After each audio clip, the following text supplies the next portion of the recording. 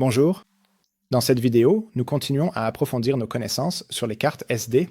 Dans la partie précédente, nous avons écrit 512 octets de données dans le bloc 2 de la carte SD, et maintenant, nous voulons voir ce que notre ordinateur peut en percevoir. Nous allons maintenant utiliser une application appelée HXD pour afficher les données binaires brutes sur la carte SD.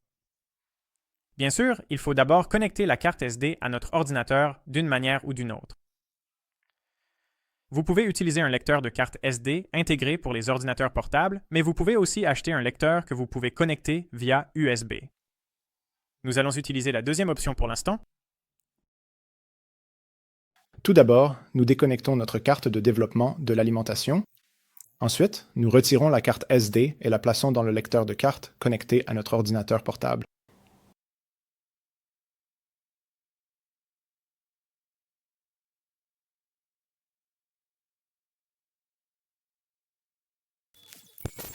Ouvrez l'application HXD, cliquez sur Outils, puis sur Ouvrir un disque.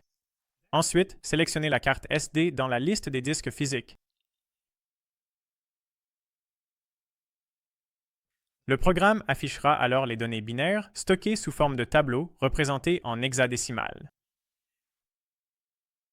Vous pouvez clairement voir qu'à partir de l'adresse hexa 200, qui correspond d'ailleurs à 512 en décimale, soit exactement le début du deuxième bloc, nous voyons les chiffres 0, 1, 2 et ainsi de suite, exactement comme nous les avons écrits dans notre logiciel. Cependant, si nous ouvrons le gestionnaire de fichiers de l'ordinateur, nous ne verrons aucun fichier. Quelle pourrait en être la raison? En réalité, les ordinateurs utilisent un système de fichiers sur les supports de stockage. Réfléchissez-y, nous venons d'écrire 512 octets de données à un emplacement arbitraire dans le bloc 2.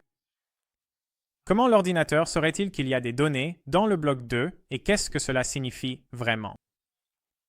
Est-ce que ces nombres représentent des caractères, peut-être des données de température non signées sur 8 bits, ou peut-être des nombres à virgule flottantes sur 32 bits? Et si je veux stocker plusieurs types de données sur le support, par exemple des images, de la musique et du texte? Un système de fichiers signifie que des informations, c'est-à-dire des données binaires, sont placées à un endroit précis sur le support, selon une spécification qui décrit clairement où trouver quoi. Il existe de nombreux systèmes de fichiers différents. L'un des plus connus est peut-être le FAT ou File Allocation Table.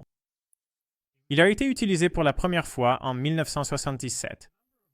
Un certain nombre de variantes sont apparues, comme le FAT12, le FAT16, le FAT32, mais le principe de base reste similaire et est pris en charge par pratiquement tous les systèmes.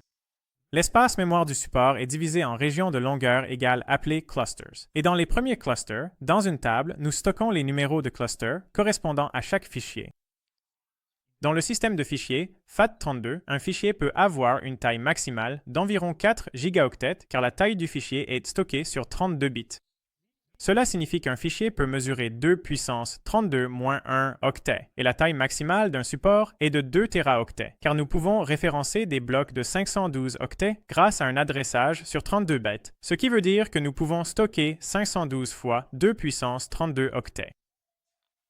L'inconvénient est que si le fonctionnement du support de stockage est interrompu pendant l'écriture de la table, par exemple en cas de coupure de courant, celle-ci contiendra des valeurs incorrectes qui rendront tout le système de fichiers inutilisable. Ainsi, même si nos fichiers sont présents sur le support, nous ne saurons plus où les trouver. Les systèmes de fichiers dits journalisés sont conçus pour éliminer ce problème en conservant une sorte de journal de ce qui s'est passé sur le support et à quel moment. Ils procèdent de telle sorte que la base de données décrivant l'emplacement des fichiers puisse être restaurée après toute interruption lors de l'écriture. Un système de fichiers journalisé est le NTFS, qui est le système de fichiers propriétaire utilisé dans les systèmes Windows. Dans les systèmes Linux, du moins au moment où cette vidéo est publiée, le ext4 est le plus courant. C'est aussi un système de fichiers journalisé, mais il est open source. Un autre système de fichiers plus connu est exFAT, qui est librement disponible et utilisable depuis 2019 et qui est le système de fichiers par défaut et recommandé pour les cartes SD et autres dispositifs de stockage à base de mémoire flash comme les clés USB. C'est essentiellement une version améliorée du FAT32. Dans les systèmes embarqués, il est souvent nécessaire de stocker des données sur un circuit intégré flash soudé à un circuit. Dans ce cas, il peut également être approprié d'utiliser un certain type de système de fichiers. Une implémentation possible pourrait être SPIFS, qui est un système de fichiers pour mémoire Flash SP, capable de fournir une gestion de fichiers simple et pratique avec très peu de puissance de calcul et d'utilisation de RAM. Ce qui est commun à tous les systèmes de fichiers, c'est que le support doit être formaté avant de pouvoir être utilisé, moment où une base de données appropriée au système de fichiers est créée. Dans la vidéo suivante, nous allons créer une application simple qui sera capable de lire et d'écrire des données texte et binaire vers et depuis la carte SD en utilisant le système de fichiers FAT. À tout de suite. Au revoir. Au revoir.